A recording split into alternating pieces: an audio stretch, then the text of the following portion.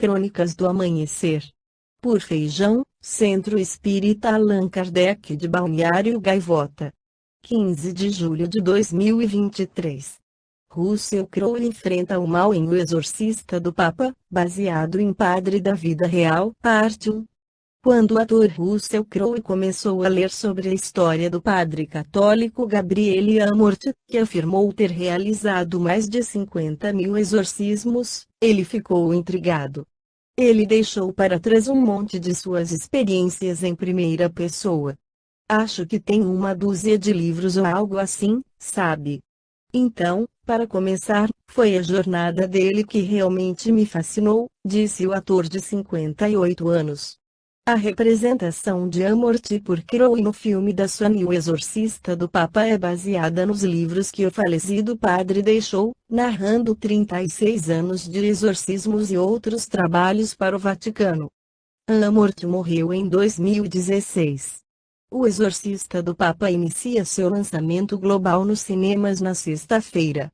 A história assustadora começa quando uma viúva norte-americana chamada Julia, interpretada pela veterana do cinema de terror Alexia Soy, se muda para um velho castelo na Espanha com seus 2 filhos.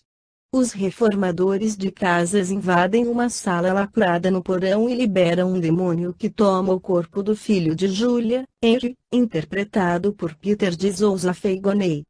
Amorth tem a tarefa de livrar a criança do demônio. No entanto, ao contrário dos exorcismos anteriores, o demônio se alimenta da própria culpa e arrependimento do exorcista.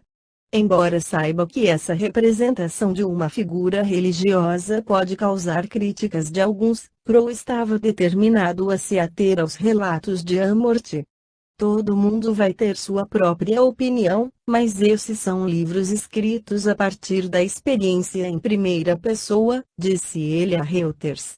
No livro dos médiuns Allan Kardec esclarece sobre o exorcismo, com os espíritos respondendo à pergunta: é racional temer os lugares assombrados por espíritos? Não.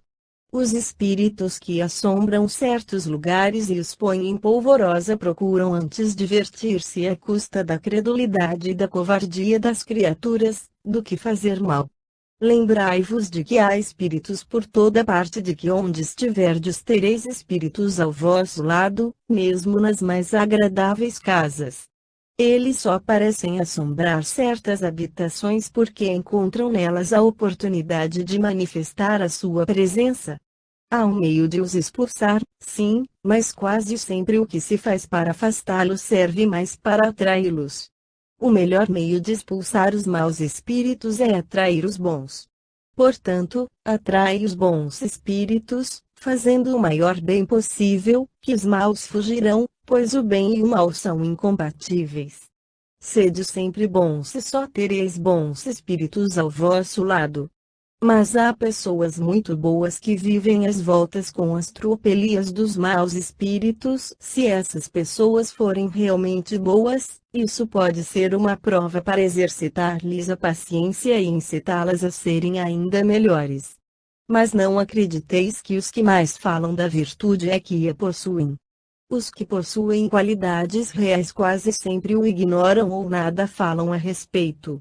Que pensar da eficácia do exorcismo para expulsar os maus espíritos dos locais assombrados? Vistes muitas vezes esse meio dar resultados.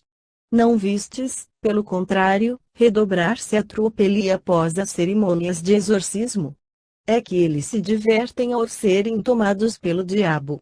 Os espíritos que não têm mais intenções podem também manifestar a sua presença por meio de ruídos ou mesmo tornarem-se visíveis, mas não fazem jamais tropelias incômodas. São quase sempre espíritos sofredores, que podeis aliviar fazendo preces por eles. De outras vezes são mesmo espíritos benevolentes que desejam provar a sua presença junto a vós, ou, por fim, espíritos levianos que se divertem. Como os que perturbam o repouso com barulho são quase sempre espíritos brincalhões, o que melhor se tem a fazer é rir do que fazem. Eles se afastam ao verem que não conseguem amedrontar ou impacientar. Resulta das explicações acima que há espíritos que se apegam a certos locais e neles permanecem de preferência, mas não têm necessidade de manifestar a sua presença por efeitos sensíveis. Qualquer local pode ser a morada obrigatória ou de preferência de um espírito, mesmo que seja mau, sem que jamais haja produzido alguma manifestação.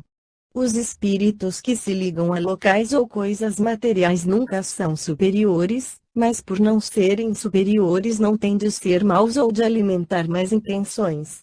São mesmo, algumas vezes, companheiros mais úteis do que prejudiciais, pois caso se interessem pelas pessoas podem protegê-las.